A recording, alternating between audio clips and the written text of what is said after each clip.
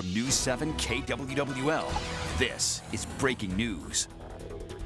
Good morning. We are still following breaking news out of Black Hawk County this morning. Hundreds of people were jolted awake by a house explosion around 2:30 this morning. Now, this is what the scene looked like shortly after 2:30 on the corner of Shearer and Sager Avenue. Per several reports that we received here at News 7 KWWL, the explosion was felt for miles around the blast site. Let's get a live look at the scene now. That's where we find KWWL's Luke Birdsall. Luke, what have you learned from speaking to neighbors and first responders there at the scene?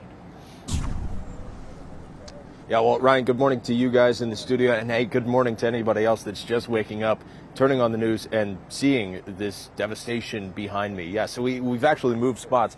We were coming to you live from Sager. We actually moved to Shearer to give you a better view of this house. Now, it is completely leveled. Let me show you the destruction right behind me.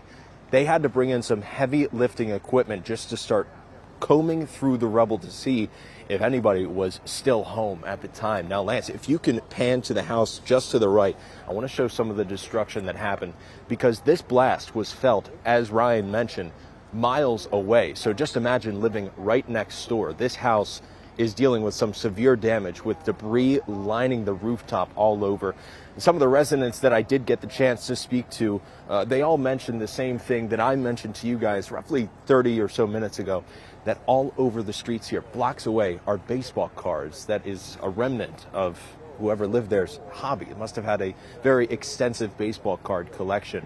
So we are still waiting to see and learn if anybody was home at the time, or if this was related to, I don't know, some sort of gas leak, as some of the residents here were suggesting. All those details have yet to be confirmed, and we are still waiting to learn more as these morning hours go on and the sun starts to come up. We will send it back to you guys in the studio. So live in Waterloo, Luke Birdsall, News 7 KWWL. All right, thank you, Luke. Power was knocked out in the area to about 250 people.